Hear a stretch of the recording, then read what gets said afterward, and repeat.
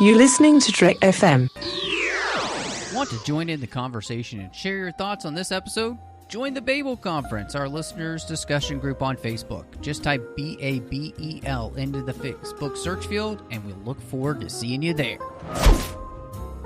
This is Steve Sansweet of Rancho Obi-Wan, and you're listening to the 602 Club.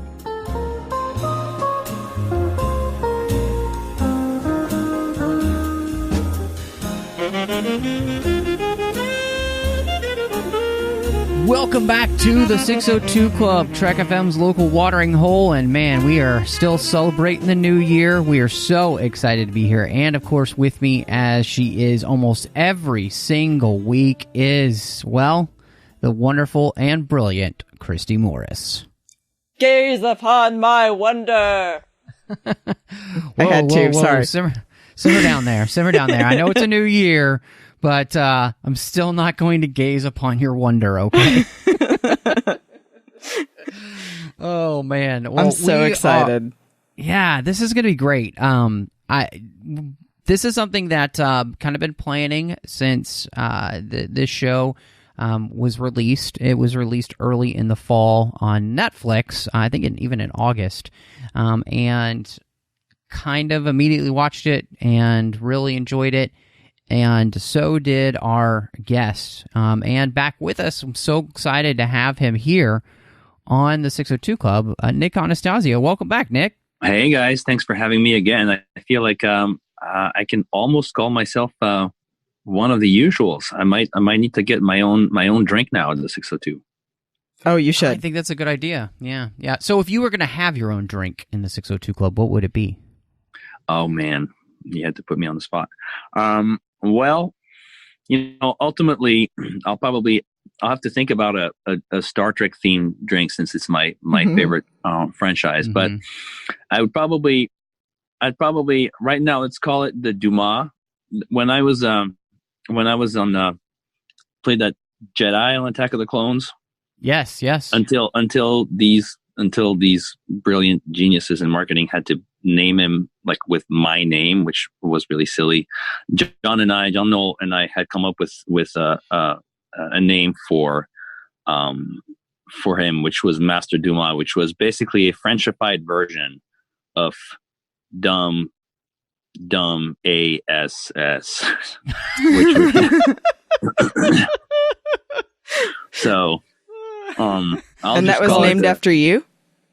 Well, that was the nickname I gave him until they actually went and had to give him a name, and because they're so original, his name is actually my name. They just like broke up the first name and last name differently. Yeah. But it's literally my name, which I would have much preferred that he actually was called Dumas. But so let's call it the Dumas special. I mean, the resident dumbass Jedi. I mean, I guess that's yeah. I'm like, I think they were insulting you. Yeah, everybody got. He got to the arena, and everybody's like, "Oh, not this guy again." Ugh. Well, Dave and I would joke when we were working on the Clone Wars the first time that Dave came up, like, spitballed this whole backstory for him one time that he's this guy who basically sucked at everything at the Jedi Academy except the saber throw. And so he was so good at the saber toss that whenever they think that Jedi might need spare sabers, they send him in, and he's the guy who just tosses sabers. That's funny. Yeah, hey man, that's great. At least I'm good at that. Okay. Yeah. That from the stories that you've told me about Dave, that definitely seems like his way of making you feel loved. So. Yes. That is great. A perfect way to describe it. Well, we're not going to be talking about Star Wars tonight, even though Nic gave you a little behind the scenes there for Attack of the Clones. Yep, that was for free. We are actually going to be talking about the Dark Crystal: Age of Resistance, as I mentioned, the show that had come out on Netflix there at the end of the summer. And so, very excited to do this, as we're going to also cover the film next week, Dark Crystal, so we're going to roll right in. I think it's going to be a great beginning to the year here on the 602 Club. Remember, you can find us wherever you get your podcasts. So if you're on Apple Podcasts, please give us a star rating and review. Anywhere you're getting your podcast, though, you want to make sure that you're subscribed so you can get them as soon as they drop the episodes. You can find us on Twitter at TrekFM, on Facebook at facebook.com/TrekFM. There's a listeners-only discussion group that's on Facebook called the Babel Conference, so you can join that and talk to listeners from all over the world, actually. And you can go to trek.fm/contact. That's our website, and that's the place where you can send us an email. So trek.fm/contact, choose a show, choose a 602 Club, and then that comes to Christy and I. So maybe you have some thoughts, your own thoughts about the Dark Crystal, or you have some ideas of things you'd like us to cover. Please let us know. We love getting emails from the listeners. And so, this wasn't even on the outline, but I'm really interested because I think we all have slightly different experiences here. So I wanted to see, kind of coming into the Dark Crystal Age of Resistance, was this something you were excited about? Had you seen the original movie? When did you see the original movie? So, Christy, I wanted to start with you because I don't actually know the answer to this question. So it's going to boggle everyone's mind, I'm sure, especially because I was born in the 80s, but I've never seen the movie The Dark Crystal. And I actually didn't know about it until I was watching the Goldbergs TV show. And Adam F. Goldberg on the show says that that's his favorite movie besides Star Wars. And so then it raised all these questions like, what is that? And clearly I should have heard of it by now, but I never did. And I don't know why, I just missed it. So yeah, actually watching this show on Netflix is my first experience with the Dark Crystal. And then I'm going to watch the movie before next week. That's really cool. That's really neat. And I'm excited for you to kind of have, I'm excited though, because I think it's neat that we have a completely, different experience, and again, too, you get to come into it as, this truly is the prequel this is just the original for you. Like, it's going to set up what's comes next in the movie. So to me, I'm excited that we have that experience here on the show. Because Nick, I'm thinking that this is probably slightly different than your experience with the Dark Crystal. Yes, because unlike Christy, I'm as old as an ancient. And so I was actually, being born in the 70s, I was around 10 years old when I first saw it. And I did see it, although I don't think I saw it in theaters. I think at the time, because of where we lived, I didn't really have access to movies when they came out in theaters. It was among the first movies that I saw on VHS, I think, at the time. But it's I have this big love story with the 80s, of course, but with 1982 in particular. 82 for me is the apex of genre and nerd movies. If you look at the movies that came out that year, from E.T. to Conan to Star Trek 2, Tron, The Dark Crystal, and the list goes on and on and on and on. Poltergeist, and The Dark Crystal was, came out in 1982. So it's kind of the flagship nostalgia year for me. And when I heard that they were making this the series, I was excited. The nerd in me, the 80s nerd in me, the genre nerd in me, the Dark Crystal nerd in me was excited. I was a little apprehensive about the fact that it was a prequel, as opposed to just trying to tell a story that continued after that of the movie. And so my expectations were, they weren't low. They were just, I didn't expect anything beyond the excitement and the hope of having a good time from a nostalgia standpoint. Being a big fan of the original, of that style of puppets in the Jim Henson studio. And so I went in just with that. And boy, was I surprised with how much more I got. Well, that's good to hear that someone that's seen it probably a few times thinks that highly of the show. Yeah. No, I mean, I think the show is fantastic. I loved it. I think it's beautiful, and we're going to talk about it. In many respects, it's beautiful in the way that it honors the original stylistically. But I think that there's much more to it than that. I think it tells a story. I think this film, and I don't mean to bring everything back to Star Wars, but it's just because of the mythology aspect. I think this movie, from this series, for me, what it did is it combined the best of what I loved about the original Star Wars trilogy and the best of what I loved about the prequels trilogy. It was a very mythological, very archetypal story of good and evil, with very simple lines drawn between those two themes, very easy to grasp for children and adults. But it also had a very sophisticated way of presenting those issues and those arcs and those journeys that's very adult, while still really within grasp of everyone. And that reminded me a lot, actually, of the more subtle, nuanced way that George tried to readdress those themes when he came back to Star Wars for the prequels. Yeah, it's really fascinating because, you know, this is a series that I didn't watch the original movie until just a couple years ago. My wife was she was in the National Guard at the time, and it was her National Guard training, and she was gone for like a month. And I happened to be perusing, I think it was Amazon, and I saw it on there. And I was like, well, this is a classic. I've never seen it, Jim Henson. I should watch this. And, you know, I was definitely impressed with just the beauty of the puppetry, and just kind of fell in love with that. You know, I grew up with the Muppet movies, you know, back in the day, the Great Muppet Caper and all that kind of stuff.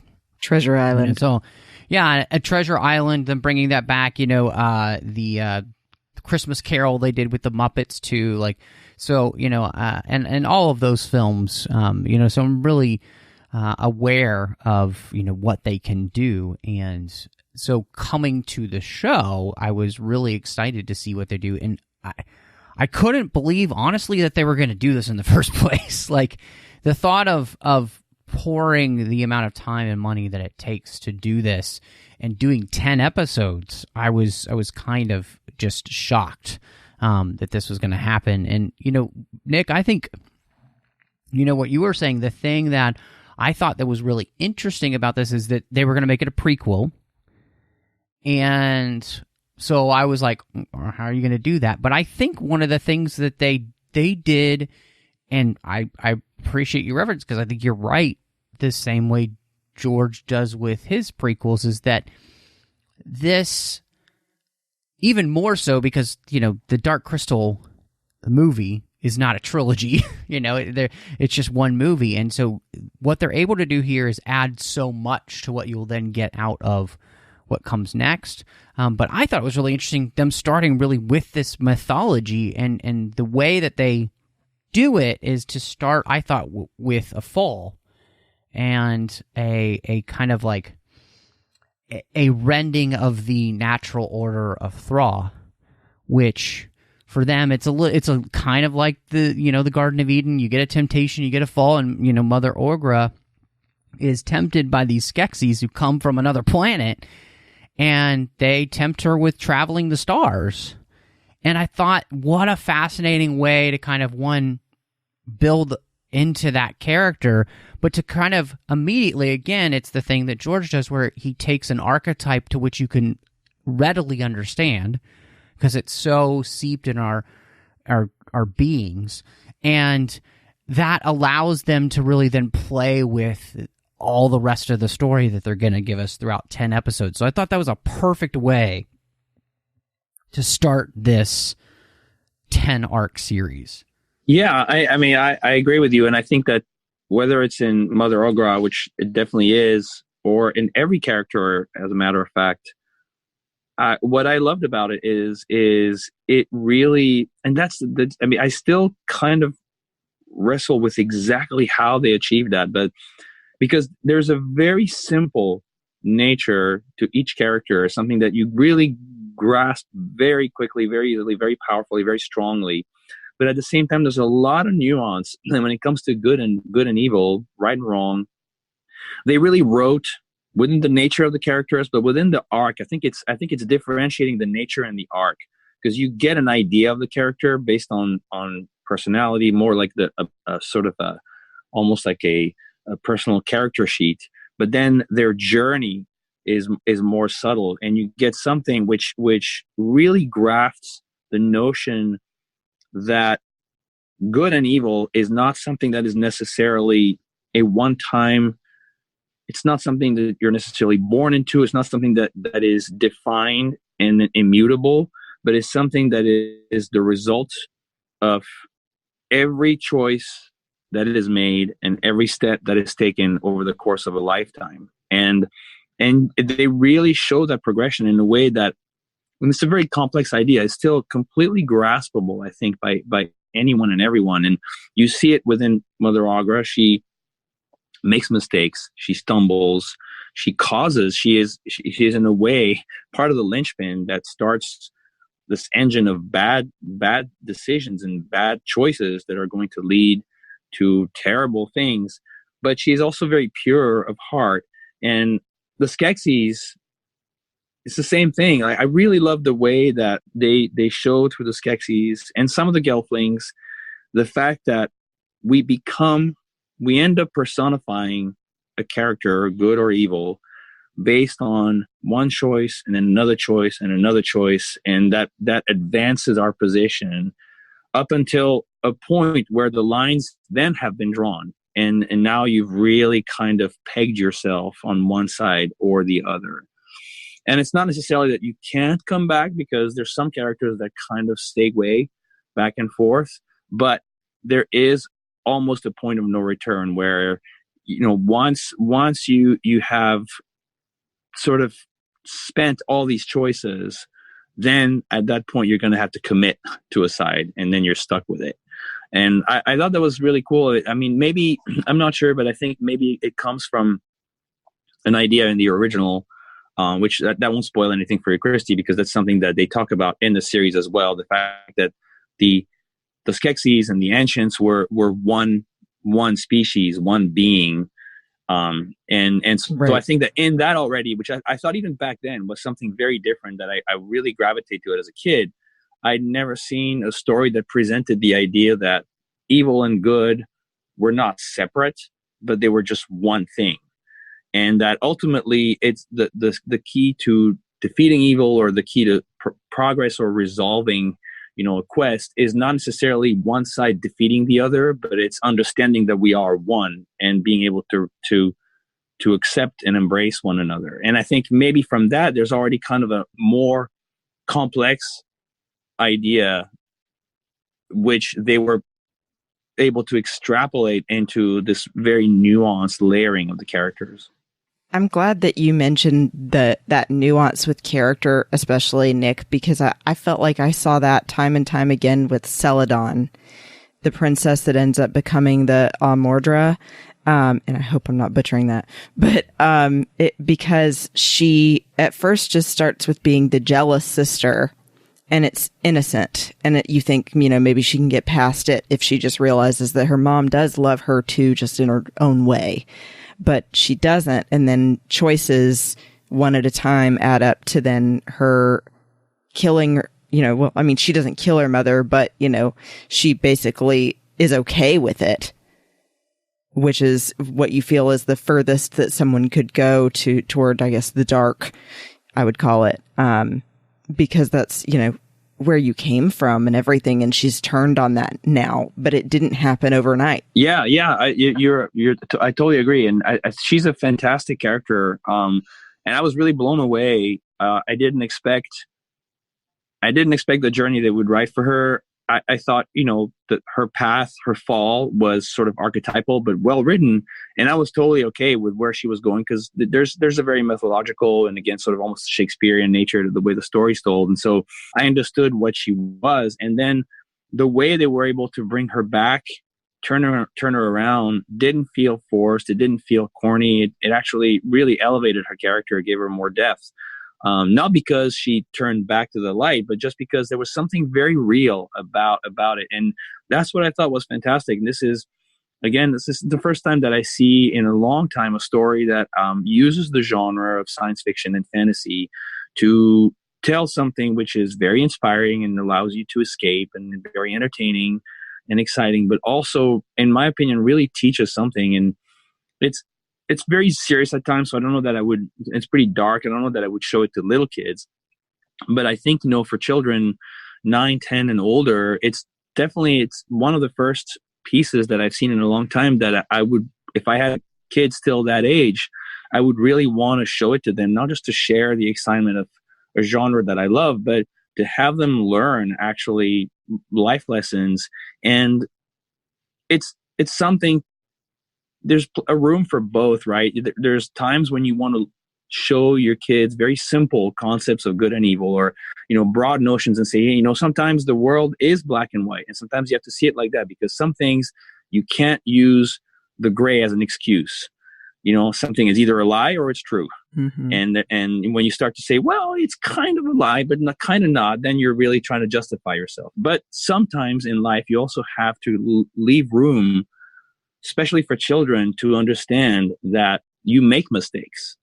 And if you want a kid to be able to come back from a mistake and a wrong choice or wrong turn they've made, you have to give them, it's not an out, but you have to show them how in inspirational archetype characters can make really tragic mistakes, but how a real person can still learn from them and can then come back and improve themselves and do the right thing in the end.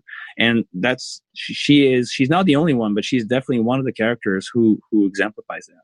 Yeah, I was thinking about, just as you guys were talking, that there's something that's really interesting about all this. And Nick, I really liked what you said about like this show, with these everybody kind of having a moment of like choices they have to make, and obviously Mother Ogra kind of sets everything in motion by kind of upending everything by the choice that she makes, and really changes the entire landscape of Thra in that, because of,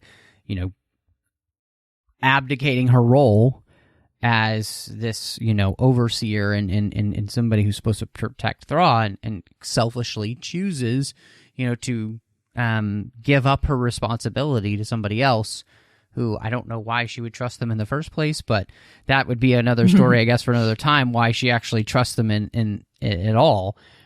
But we really see that, with each of these characters, like you said, there's continually choices that you make, and those choices continually kind of, in many ways, start to box out other choices. It's kind of like what you choose to do in life or work, and you get to a point where so far, and you've kind of cut yourself off from being able to really move a completely different direction, because you've been doing the same thing for, 30 years, and it's too late to go and learn something else. And it's kind of the same way with these moral choices that these characters are making too. Like, the more you go down, it's kind of the Star Wars thing. Like you said, the more you go down the dark path, the forever will it dominate your destiny, as Yoda says. And many of these characters find that the darker the place that they get, they can't turn around, and what we've kind of seen here is a place already where, like, our Skeksis characters have already chosen so much that they can't turn back. And we even see the Emperor talk about that. Like, his fall is that he will live forever at all cost. Mm-hmm. That's the only choice he will make.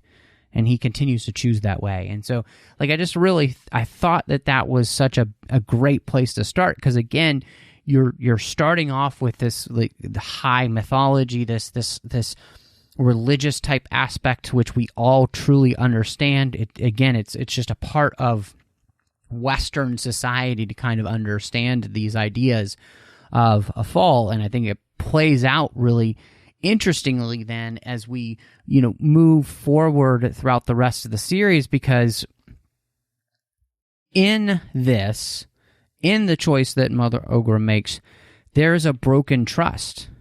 Like, it's called the Crystal of Truth. Mm-hmm. And, like, there's been a complete upending to the correct order of things. And I love that it's actually called the Crystal of Truth, because there is a truth to how creation has been made on Thra and is meant to function, and everything plays its part. And, everything, in many ways, there's a symbiosis to how Thraw is meant to work, and everything is meant to work together in a unity that, when it is all working together, is beautiful. And what's happened is that, we've twisted and destroyed that, and Thraw is literally from the inside out coming apart because of this darkening, because of what and it's really meta, because you think about it, it's what the Skeksis are doing to truth.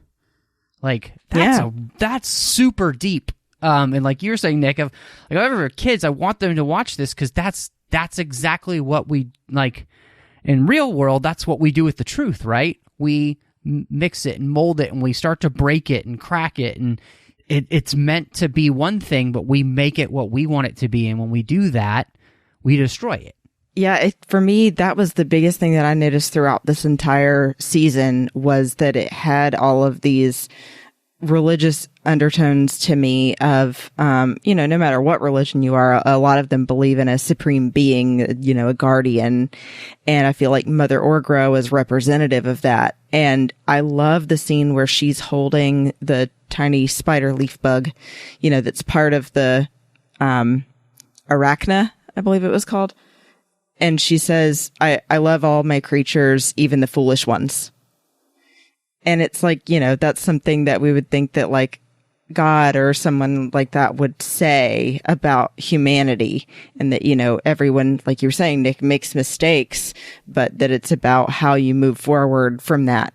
Just because you were foolish once doesn't mean that it has to be forever. Yeah. And I think to run with what you were saying, and Matt as well, I think that in my opinion, the way that the path that the story lays out, and that's ultimately the big difference, is linking truth to honesty.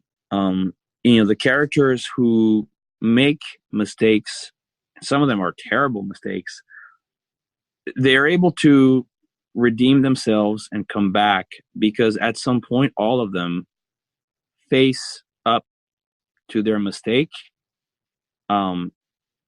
face up to the people who were victimized by their mistake, who suffered from their mistake, and they actually vocally recognize their mistake. And so they're honest about their stumble, and they understand that this, after that, asking forgiveness, it's and just recognizing that they were wrong is what allows them to then get on the right path.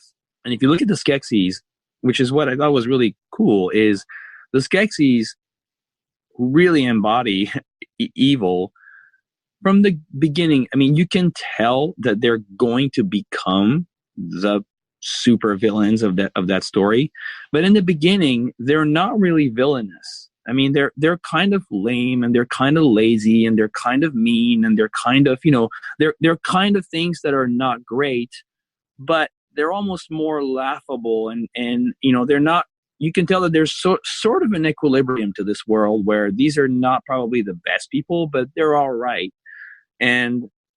But these weaknesses of them lead them time after time to make a mistake. But the problem is not really the mistake, is that each time, instead of facing that mistake, they then choose the coward's path, which is, I guess now the only thing we can do is actually keep going on the path.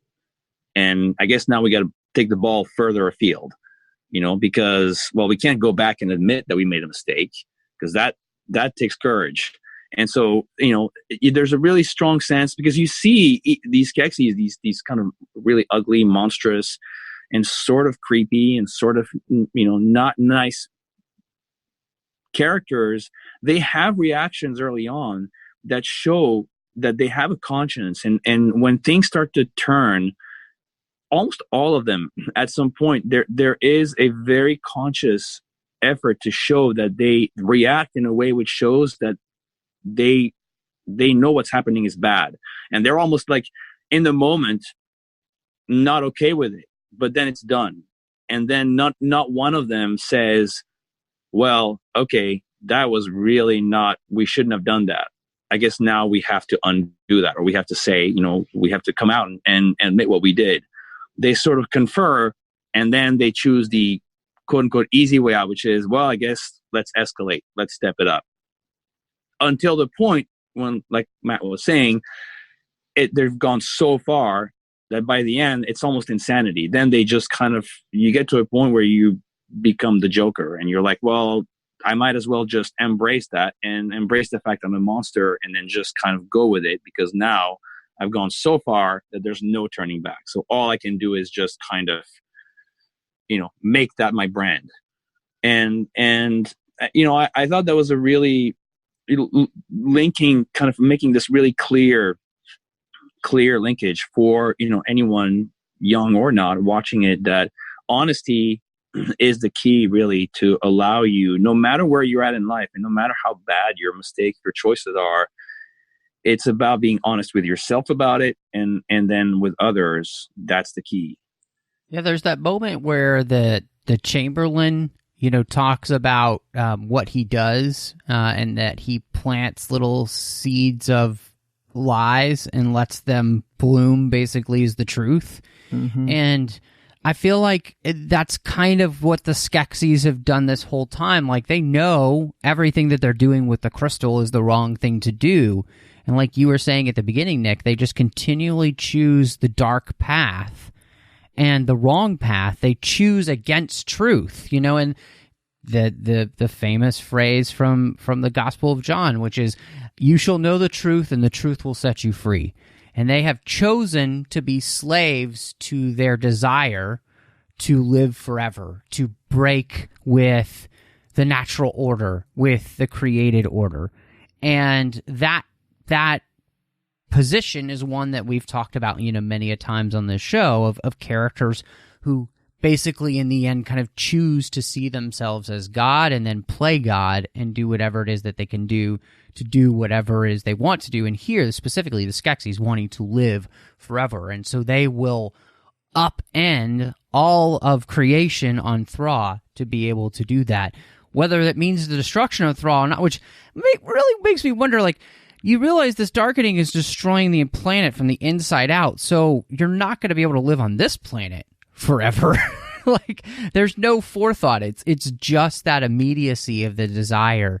And I think, it's one of those things to which it just shows how, in many ways, evil lays the trap to destroy itself in the end.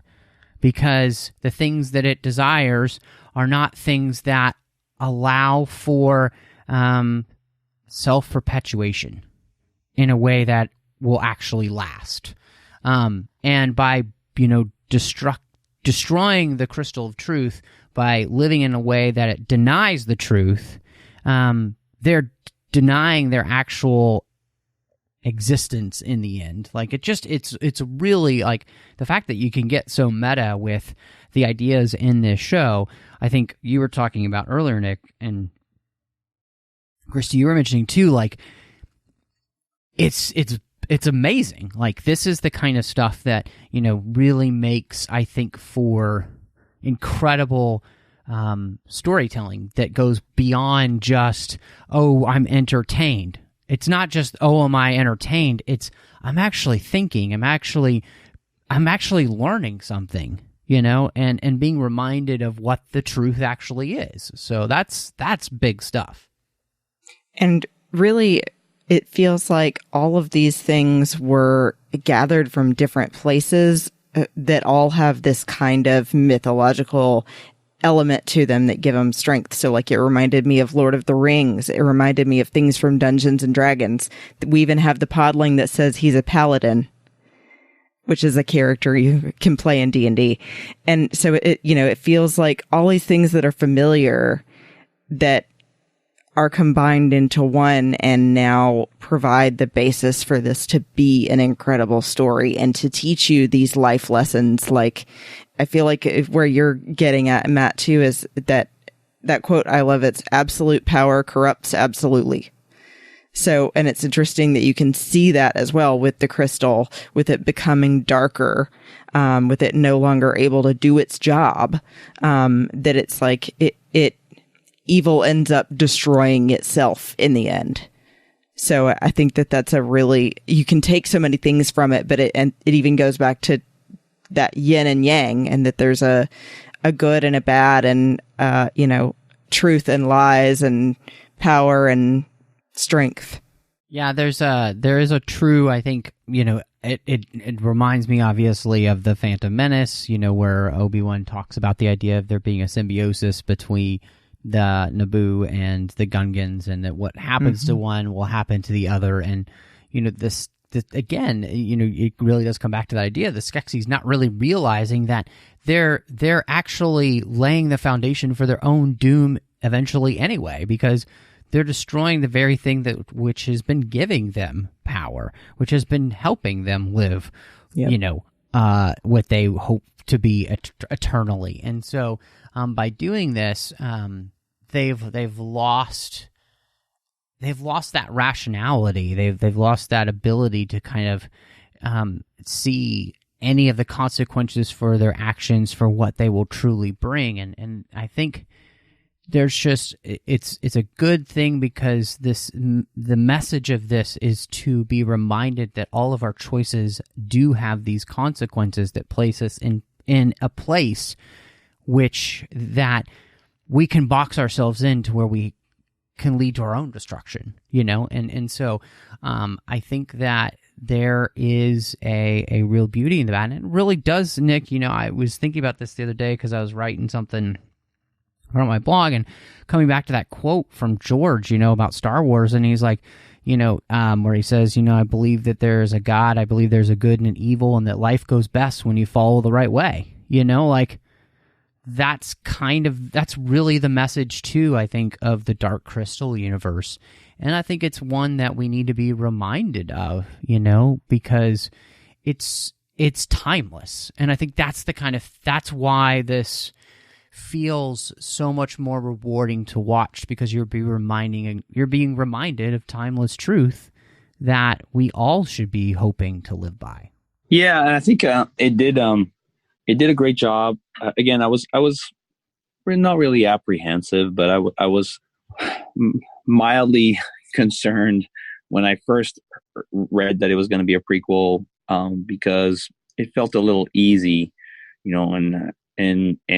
but I have to say I was really happily surprised with the fact that this, I thought, was actually a motivated and really good use of the idea of what's become commonly called prequel, which is to set a story before one that's already been told. And in that sense, I felt like it wasn't a gimmick, which is why I almost don't like calling it a prequel.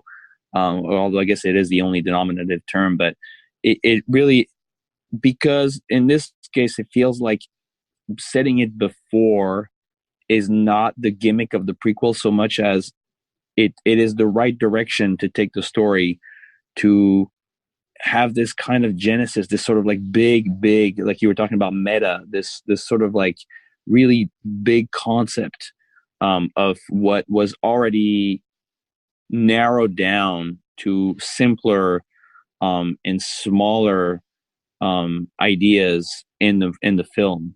And I think that translates also visually.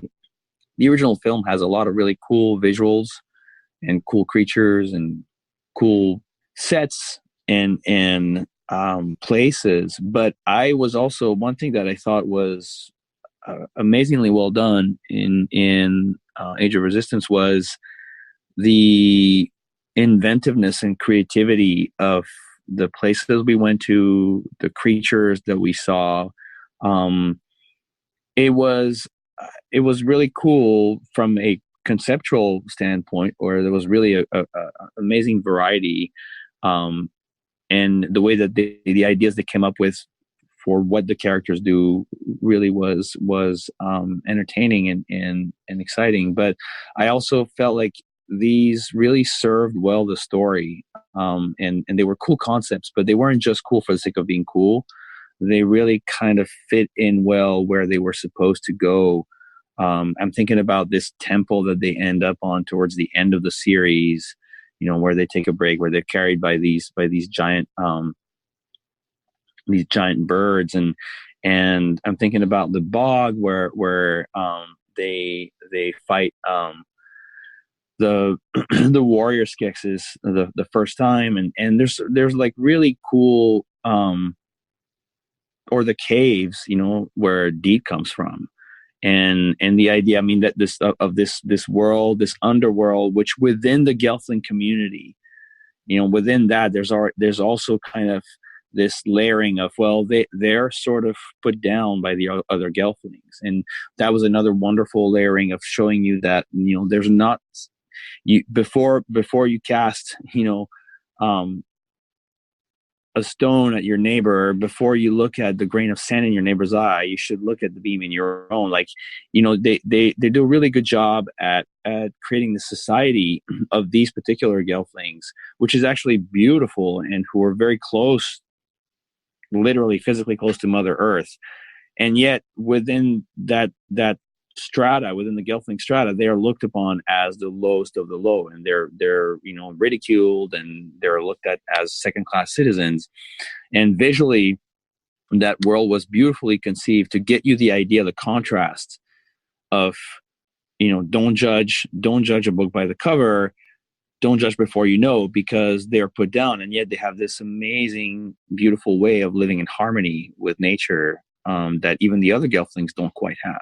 Yeah, I love, just kind of where you're going there, because I think one of the things that this, like you were saying, that the idea of like doing a prequel, you can always like, ooh, what are they going to do with this? Are they going to do it the right way? And I would say 100% what this does, is what every prequel hopefully does for whatever story, is that it allows you to expand your knowledge of what it is that you already love. I obviously believe that the Star Wars prequels do that, but I think that this does that as well, where, the story that we tell in the original Dark Crystal is a very focused story, and it doesn't allow us the opportunity which we're getting here, which is to see all of these different facets of Thrawn, like you were talking about, Nick, the different Gelfling cultures that we have that are, they look down on one another and that kind of thing for certain reasons. And, we're able to really build out the ideas of the different creatures that inhabit this place and really make it feel big and feel like an entire world. And I think that's, to me, like, the world building of this show is astounding. And when you think about the fact of how they're doing it with this puppetry and with as little CGI as possible, it just blows your mind, because you're in awe of how every single detail has been crafted by human hands to be brought to life on screen and make you believe that you're in this place. And I don't know if I've seen anything recently that feels like it's made with this amount of loving detail. I completely agree. I think especially when you see in the caves was where it got me, because I'm obsessed with, in real life, with bioluminescence. The fact that that's a thing, like ever since I was a kid, lightning bugs were my thing. I would collect them in a jar. So I love that they include that real life thing as a part of this world that's a fantasy, and that they make it like showing that everything is interconnected, and that's change in color shows the corruption taking hold, because it's blue and it goes to dark purple. All of that world building really blew me away, and reminded me a lot of Avatar too, because of the tree and everything being connected. But yeah, I think that's another great lesson for kids, is just saying how much everything depends on each other, and that things go awry when it becomes a parasitic relationship instead of a symbiotic relationship. And I like that too, because it just reminds us that, we're connected with what's around us, the natural world, and you think of what we do as humans, and all of it matters, and how we take care of that which is around us reflects on us, and so we see that difference. And I think that's one of the areas where I think we kind of come down to the selfish life, and we kind of see that, obviously the Skeksis, they're not even a part of Thra in the first place, because they're not from that planet. Mm-hmm. They're from another planet.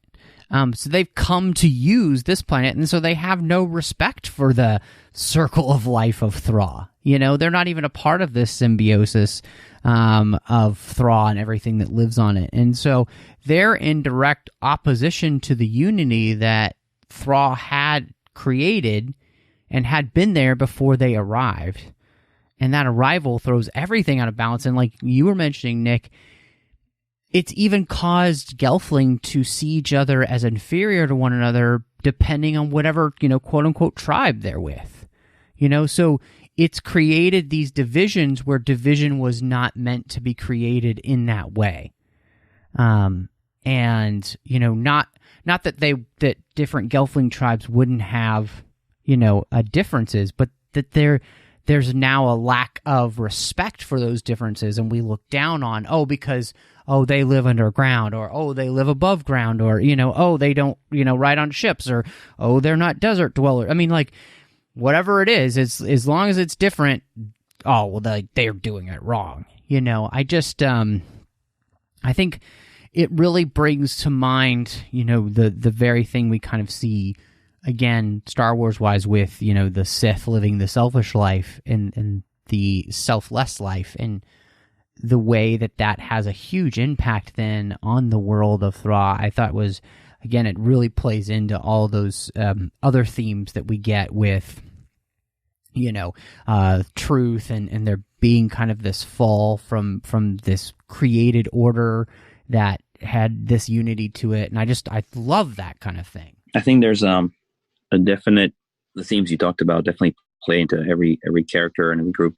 I think that there's something for me that's even more powerful. I think it for me, rather than having one character or one group of characters be specifically the source of what's wrong or the source of evil and spreading it around, it feels like it shows different casts of characters, different types of people, and it shows that to err, to be arrogant, to be presumptuous, to be a coward, it is something that lies in all creatures.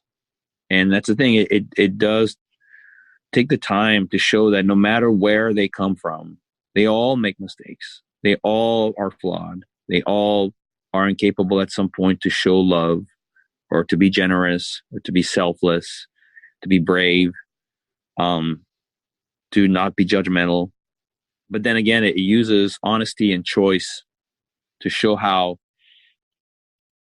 where the distancing happens is between individuals or groups that are able to realize that. That's the honesty part. And that are then able to understand the value of the opposite of these things and come together, versus those who are not. And even the Skeksis, it does. I mean, that's the thing, is initially they don't exist. They're not there. The Skeksis are nothing, just like the Ancients are nothing, because they're a half of a whole. We don't know what that species was before they got to Thra. And supposedly, we can, I guess, infer that as a whole, as one species, they were probably more balanced. Where the Ancients, for all their wisdom and all their magic and all the power that comes with that, seem to be able to come back and to come to terms with the notion that they are, at the end of the day, incomplete, and it's wrong to have perpetuated a lie as they have on Thra as two separate species, and that they should come back together.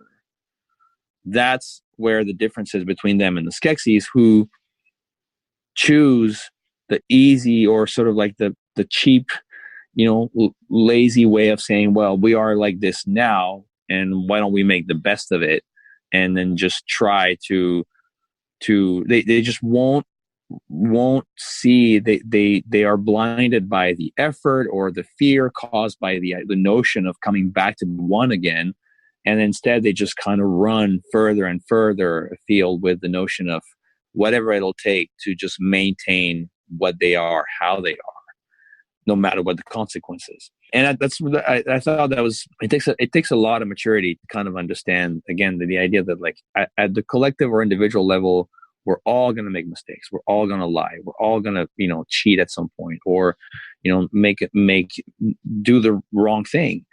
And to kind of examine what it takes to come back from that, and what it takes that makes the difference between somebody who does and somebody who doesn't.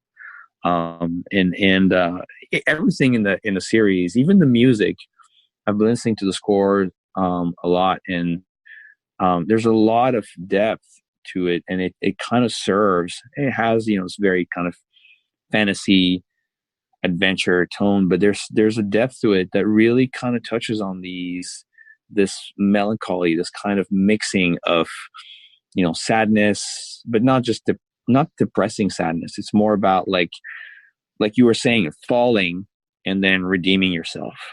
Yeah, I love the whole idea. When we talk about the mystics and the Skeksis, and they used to be one, and you think about that, there's a misunderstanding these days of that. Love means an end of hate, but if I love something deeply, I will hate the things that will hurt what I love.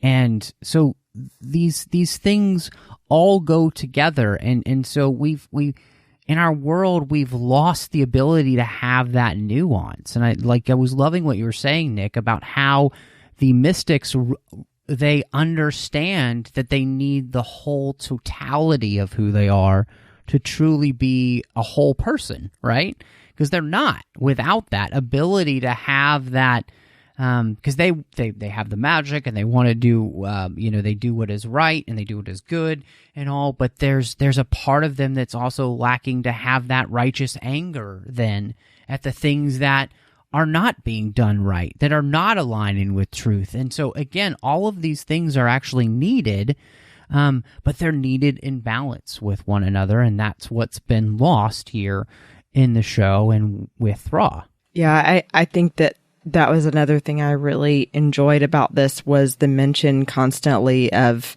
being one and being unified. And I loved seeing the Wanderers and the Heretic and all of them. And the contrast again between like good and evil with the Archer and the Hunter, for example. And the Archer ultimately deciding that the only way to fix the problem was to jump off a cliff, was mind-blowing, because you just think he's such a good character and a pure character that he couldn't do something like that, but he didn't see another way around it. But yeah, I mean, you hope ultimately that they're going to be able to come together as one again and not be this evil force on this planet that's imposing on everyone else.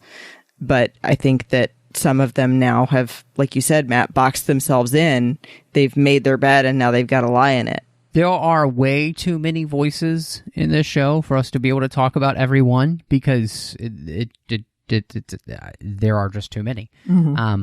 But I think that's one of the things that this show does really well, was the voice cast that they have. I think if there's one thing that this series did perfectly, was to find a voice cast to which brought these puppets to life, and the voice fit with the look of the puppet. Like, it felt right. Like, every time a puppet opens its mouth, it felt like not a puppet, it felt like a real character, like a real person. Because the voice actors did fantastic jobs here in bringing these characters to life. And so I was astounded. I mean, obviously we've got, like Anna Taylor-Joy, and we've got Jason Isaacs and Simon Pegg, Mark Hamill, Taron Egerton. I mean, Bill Hader, Eddie Izzard, Bill Hader. I mean, the list is endless of the amount of people the people that are in the show. I mean, you even have like Alicia Vikander, who's in there for like one episode. Like people that you've seen in shows like Game of Thrones and that kind of stuff. You've seen in major motion pictures, but everybody, I think, just is here working towards bringing their character to life. And so when you think about, it's not just the voice actors, but it's also the puppeteers working in concert together to really do this. It's astounding. And it's just, I don't think that there was anybody in the voice cast where I was like, no. Everybody to me was on point. I will say, though, it was a little bit of a drawback for me, Awkwafina's character's voice. I think that it was just a little too weird and silly compared to, like, the Emperor's voice. I think that maybe she could have done it toned down a little bit. You didn't like her pustules and the, No, I did not. All the snot constantly... Well, it's funny because that actually brings kind of a segue to my only critique, and it's a minor one, and it's a nitpicky one, especially from an editor standpoint. There's a few things, and that was actually one of the ones that I noticed, Christy, which is funny. That's when you mentioned that, it kind of brought it back to mind. I feel like, from an editorial standpoint, I feel like there are times when the show draws certain moments out a little too long. And, yes. And in my opinion, it draws that for no other reason, which doesn't make it a worse mistake or a better or a lighter one. Then, I mean, again, from an editor standpoint, from someone who's worked with TV, it really feels like someone said, okay, we got to hit the 10 episode mark.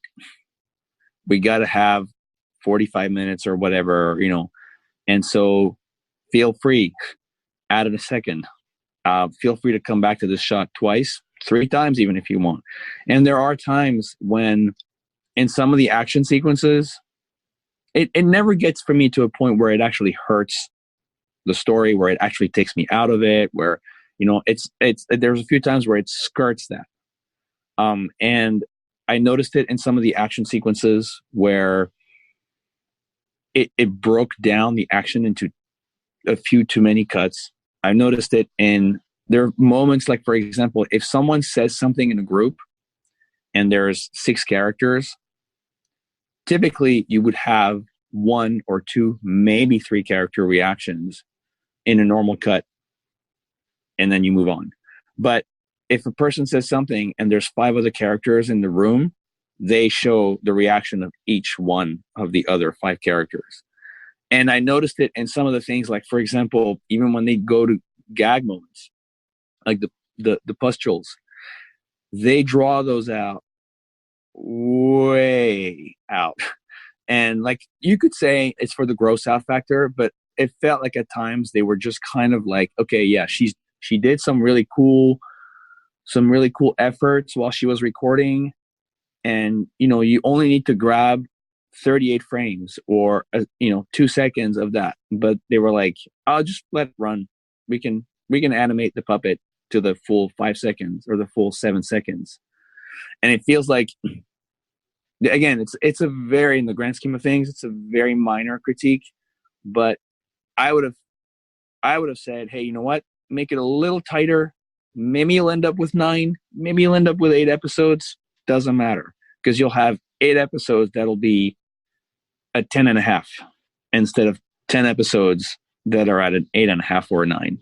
But it's funny that, like, just thinking about that reminded me of the because I was conscious of it, like, specifically with that, watching it, I was like, man, they're sticking on that gag of, like, the pustules. Just they keep coming back to it, and they're like really just being very generous with it, a little too much, in my opinion. So I will piggyback off of that, and I'm sure, like you were saying, Nick, that you more than any of us would have noticed them drawing things out because you work in editing. But I agree. It did kind of feel that it was drawn out. For me in particular, my minor critique was the gross out factor more than anything. And I mean, like you said, it's a small thing. The rest of it I loved. But I felt like it was just too far as it goes with the snot and pustules, and then in particular with like the peeper beetle, or even worse, having the one Skeksis peeing outside. I just was like, come on, that just wasn't necessary. It doesn't do anything for the story. It's just disgusting for disgusting's sake, and I'm not a fan of that. Yeah, there were some, I'm glad you brought it up, because I did feel like there were some episodes where things were drawn out too much. I would say specifically when they went to the temple in the desert, all of the scenes where we're telling before we're going to tell the story, like everything is just, it's like we're just padding for time in this episode when we don't need to. Again, this is Netflix. We don't have to make any episode longer than it needs to be. This is what The Mandalorian is getting right 100% of the time, which is the episode is exactly as long as it needs to be. It's not a second longer. We don't need it to be longer just to make it longer. And, you know, there were scenes like when the Skeksis were getting ready for battle and they're all just kind of like yelling, and like we have to see every single one of them yell. That's like a minute of yelling. I don't need a minute of yelling on screen. You know, so yeah, I would totally agree. There are a few moments where I think obviously it would be difficult when you're working so hard to bring this to screen. It's kind of like when you're making an animated movie and, you know, you're putting all that together. It's really difficult to start cutting out scenes because you've worked so hard on these scenes, because that's the very essence of the movie. And with puppeteering, I'm sure that that's similar. But I do think you could have like trimmed here and there, even if it was just trimming certain episodes. And yeah, they might have only been 40 minutes long, but why is that a bad thing? You know, and I think again, we're starting to see these streaming services figure out you're not bound by time, you know. You don't have to do that, you know. And so I'm really glad that that's happening. Nick, you mentioned the music, and Daniel Pemberton, who did one of my favorite soundtracks, the Man from U.N.C.L.E. soundtrack, which is fantastic. Him and Samuel Sim bring the music to life in this show, and I think like all great fantasy worlds, whether it's Lord of the Rings or Star Wars, he really did a great job of making this universe feel like it had its own sound. And it didn't just feel like other fantasy stuff we've heard before. Like it felt like its own thing. And I'm like you, I've loved listening to the soundtracks. I think they're beautiful.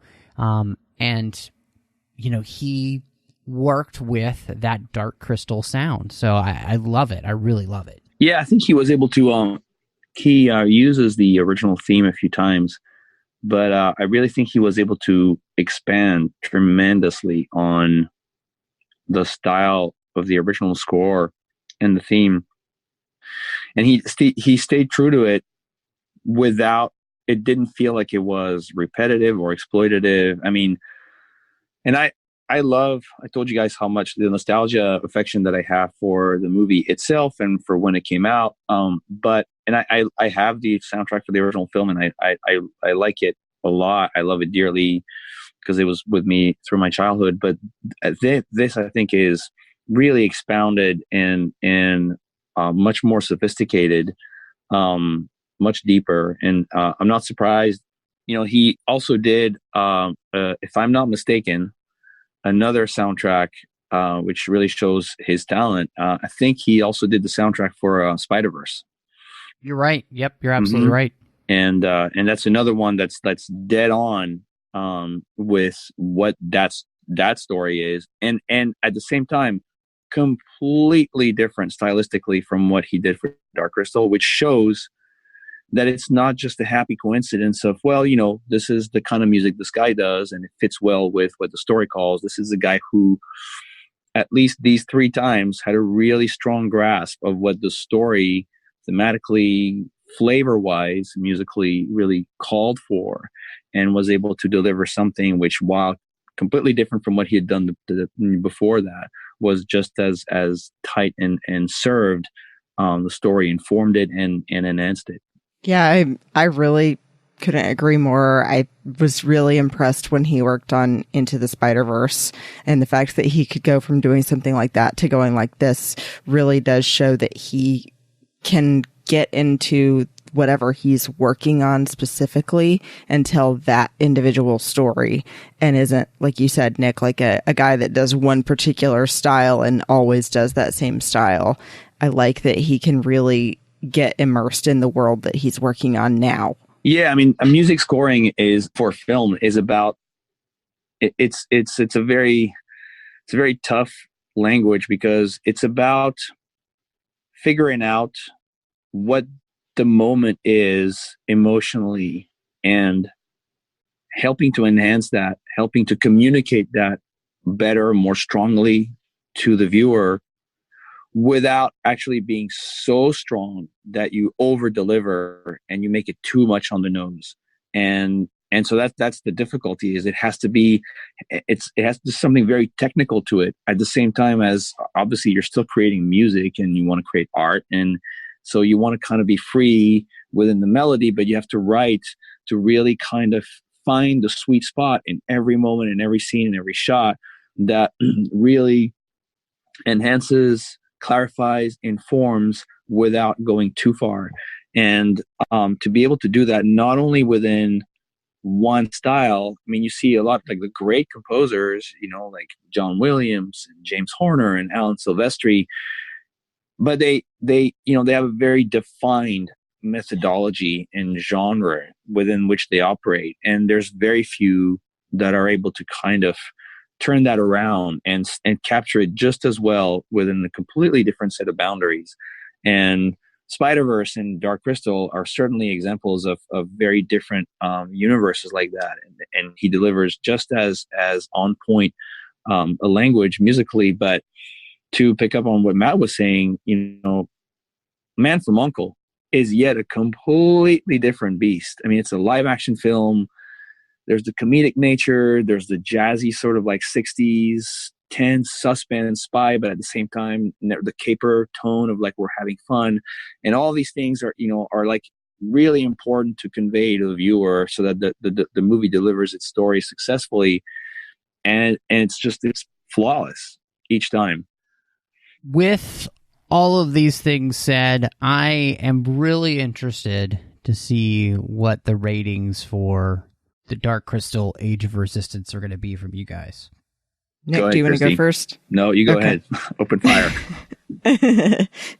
The Dark Crystal newbie will come in with my rating on the prequel. So I really, after everything said, I think that it's a beautiful, both visually and emotionally, story. And I'm glad that I started with the show and now I can go into the movie and see how they compare from that perspective, and give you guys a really good heads up for next week. But I enjoyed the way that the puppets did not really look like puppets.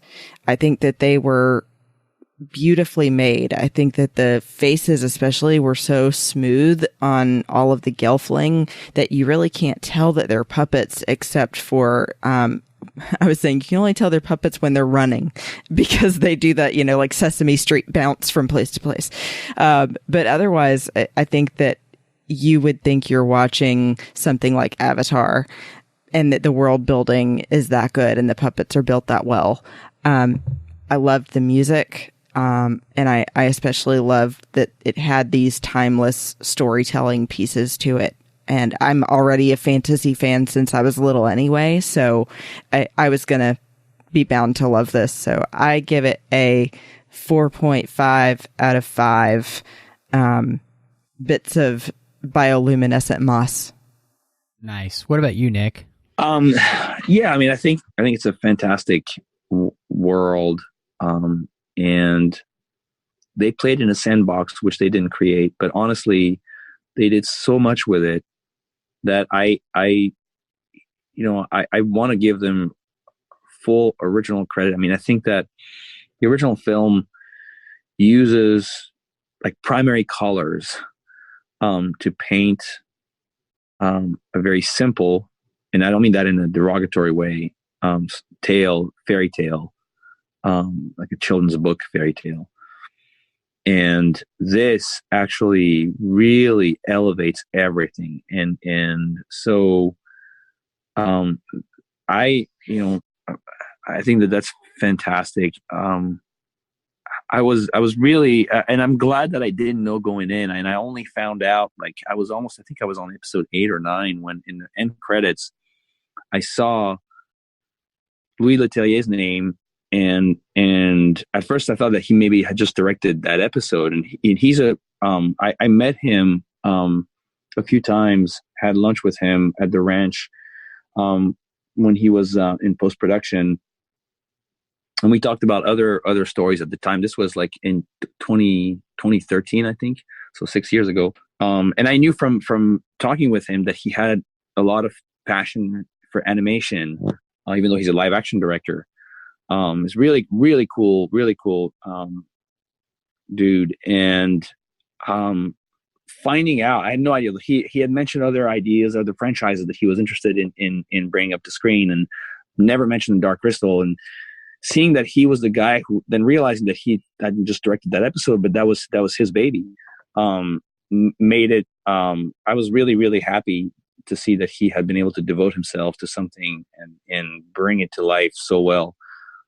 So I would give it. I'd scale it on a scale of 1 to 10, and I'd give it a 9 out of 10.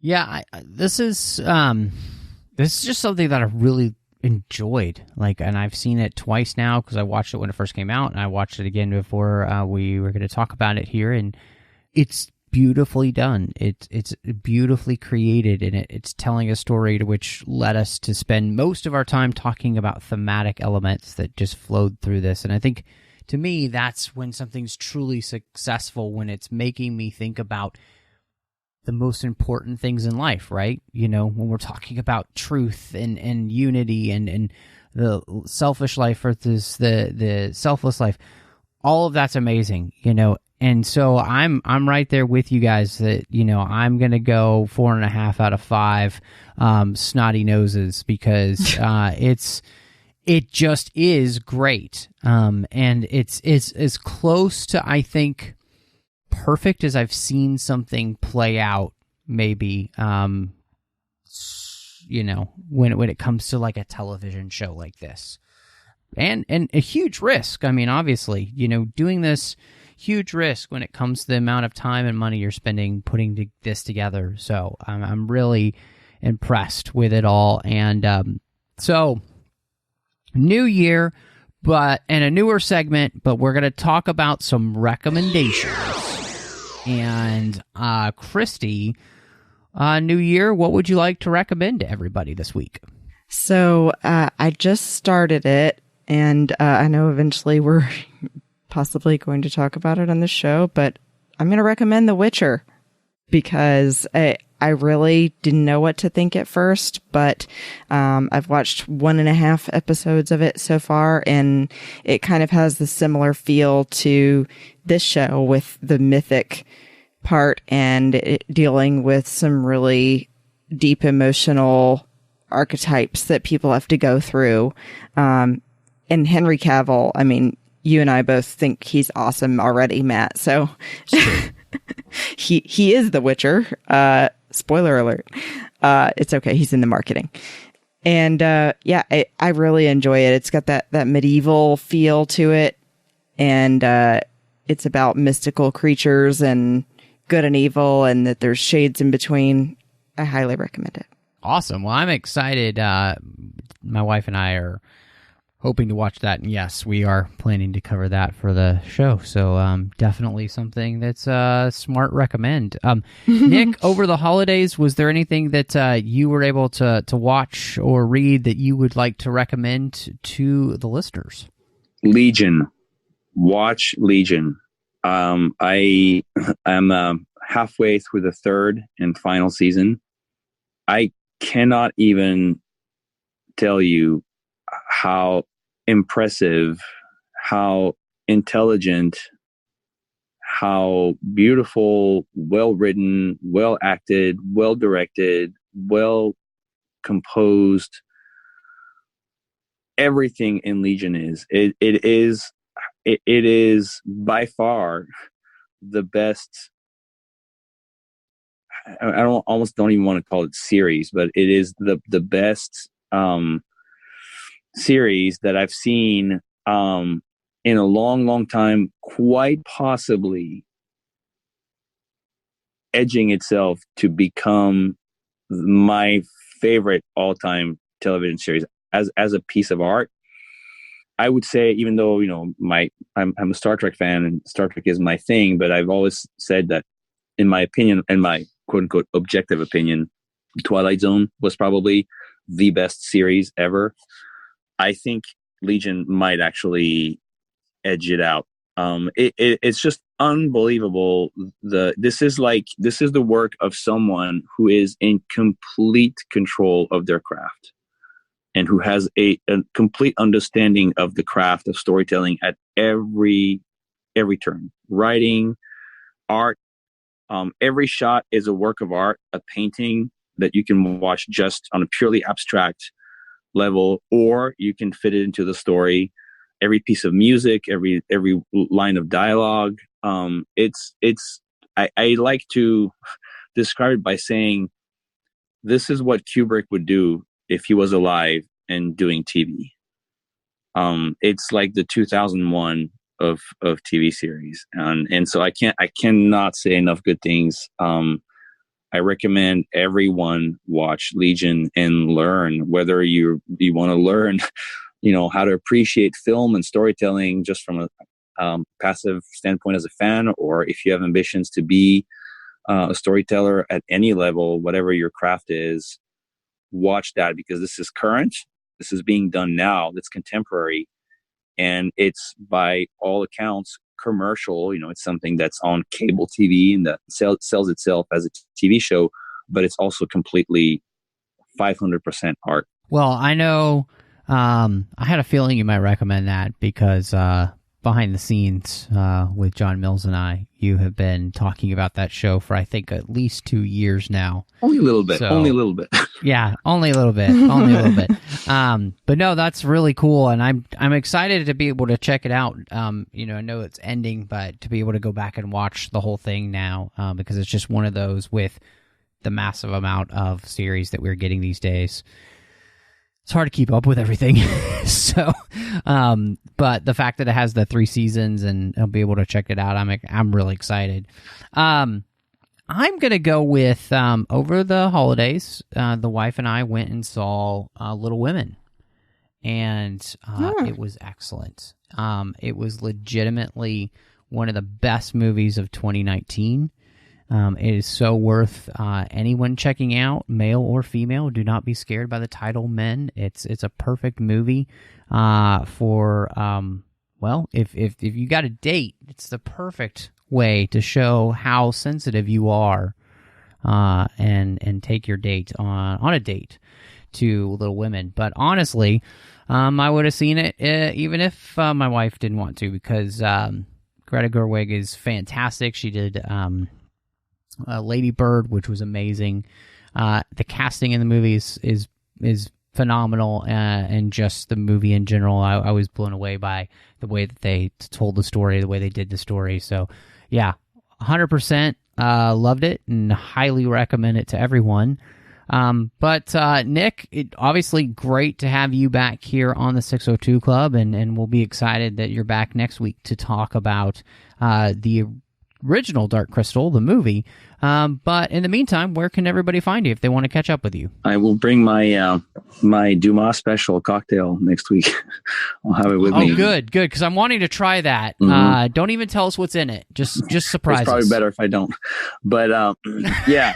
In the meantime, yeah, if people want to track me down, Facebook is the best way. I don't post very much at all, but I am on Facebook, so I read. I'm a Facebook lurker, And that's about the extent of my social media presence. So it's the best way to find me if you want to send me a message or anything like that. Sounds good. I think maybe I added you on Facebook. You did. We are friends. Good. Okay. We are friends 21st century style. Yay. Ooh, it's Facebook official. That's right. By the way, forgot to mention another thing I loved from the show was when they said the most sacred of all arts, puppeteering. Yay. Mm-hmm. I know, that was awesome. It's cute. Yeah, it was self-serving in the best and most tasteful way. Yes, absolutely. And if you want to talk with me, I'm in the Babel Conference. I'm also on Instagram and Twitter at BespinBell. And in addition to the 602 Club, I co-host a couple of other podcasts. I'm on a show with my friend Teresa Delgado called Sabers and Spells on the Skywalking Through Neverland network. Then I'm also doing a show once a month on the Fantha Treks network called Planet Leia, where myself and 5 other women from around the world talk about Star Wars. And then lastly, I do a segment once a month called Fashion in 5 on the Star Wars Report, where I review men's and women's Star Wars fashion.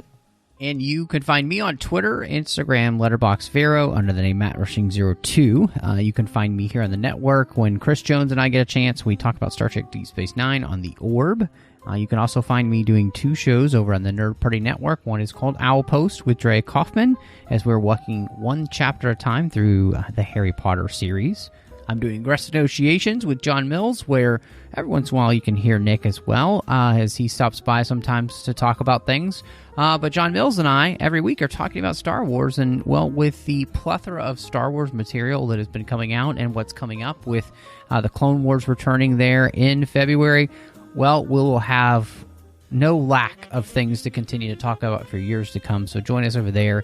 And then you can find me over on Cinema Stories with my good friend Courtney, as we talk about films through the lens of faith. But thank you so much for joining us. And y'all come back now, you hear?